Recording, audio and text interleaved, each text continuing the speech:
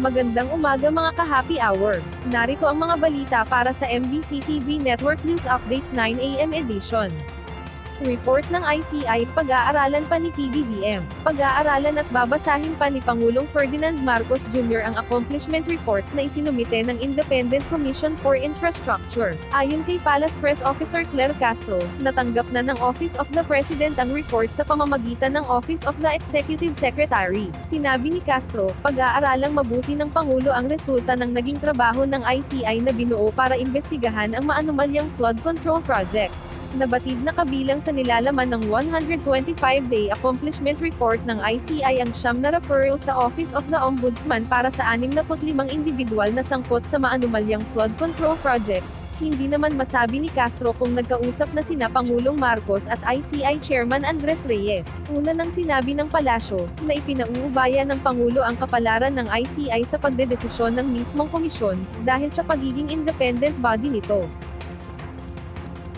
Samantala, panibagong oil price hike, epektibo ngayong araw. Magkakasabay na nagpatupad ang mga kumpanya ng langis ng taas presyo sa kanilang produktong petrolyo.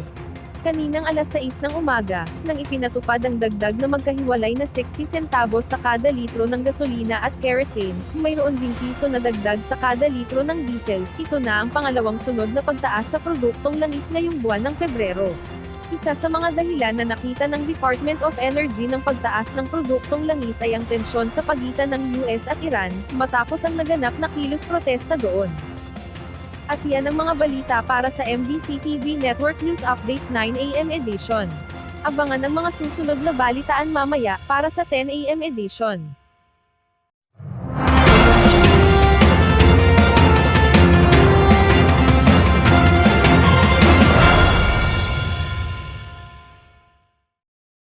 Mga ka-happy hour, kung gusto mong manood ang mga balita sa MBC TV Network News Update, mag-subscribe sa aming YouTube channel, i-like ang aming Facebook page, at i-follow sa aming TikTok account.